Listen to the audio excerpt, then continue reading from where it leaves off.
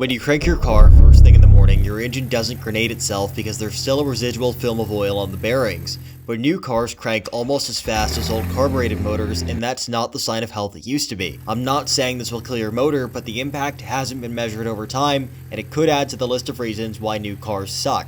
Here's why. Your engine builds oil pressure within 2 to 3 seconds to generate a hydrodynamic film on the bearings that prevents metal-on-metal contact, like two plastic bags with a thin layer of water between them. But if your modern car fires in only 1 second, then for the next 2 seconds, it's running without an adequate film while the ECU commands a high idle to light off the catalytic converter. At 1200 RPM, that's about 40 crank revolutions or 20 combustion events per cylinder before that pressurized oil film fully forms. Do that once a day and the law of accumulation kicks in. That trivial wear adds up and could, in theory, be the difference between a motor that makes it to 200,000 miles and one that doesn't. You might say, but old carbureted motors started in a split second. That's true, and that was a sign of good carb tuning, irrespective of bearing wear, because once the engine was primed with oil after assembly, startup lubrication wasn't a major concern. Car companies make modern vehicles increasingly complex and make small chips in longevity to remain emissions compliant, and a quick startup speed ties into this by reducing the amount of fuel wasted on startup and essentially dumped out the exhaust into the environment. Technological advances allow this to happen, and it feels great, but it all comes down to potentiality.